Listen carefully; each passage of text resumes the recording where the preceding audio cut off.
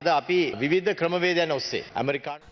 are afoot to ensure inflows of $32 billion come into the country through various processes. Our main objective is to renege on the previous practice of obtaining loans and instead source foreign exchange inflows apart from loans.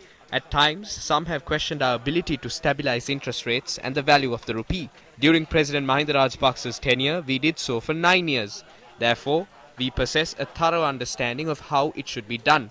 Many concluded that Sri Lanka would not achieve any sort of growth this year.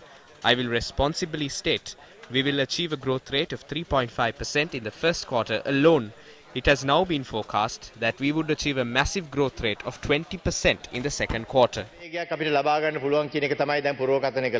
Ajith නිවාර Cabraal මහත්මයා එළියට ගියා නැත්නම් එතුමා දැන් කිව්වට වඩා වෙනස් හාත්පසින්ම වෙනස් දෙයක් තමයි ෆයිනෑන්ෂල් ටයිම්ස් පත්තරේ තියෙන්නේ 23 වෙනිදා. Ajit Niwad Kabral left the chamber, but the Financial Times newspaper has published an article on the 23rd of February which is in stark contrast to what he said. It notes that the US dollar against the rupee would hit 200 rupees in May. That is going to happen at a time imports have been temporarily halted. We will have to recommence that someday. Then it will crash further. We will require $2.3 billion in the near future. When that is financed through a bilateral agreement of $2 billion with China, we will have to cede power of another part in the country in the near future.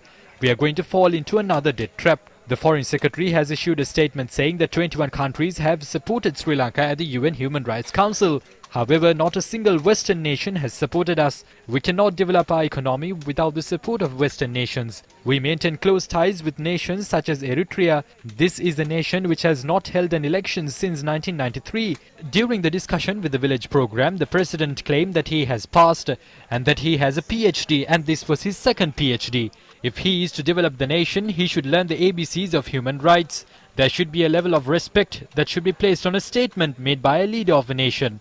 A few weeks ago, the Prime Minister said that Janaza burials would be allowed and later said that it will not be allowed. The President has said that he will visit the families of those who have disappeared, contrasting their initial claims that no one has disappeared. Furthermore, a commission has been appointed to probe alleged cases of human rights violations. These kinds of acts will only tarnish the country's image. It has been said that the provincial council elections will be held in June. What if the elections are not held in June? Please respect human rights. If we are to maintain cordial relations with every nation, we must respect human rights. රටක් තර එක රටක්වත් තරහ කරගන්නේ නැතුව ලංකාවේ ආර්ථිකය හදනවා නම් මානව හිමිකම් වල රෙස්පෙක්ට් කරන්න තාම it's still not too late.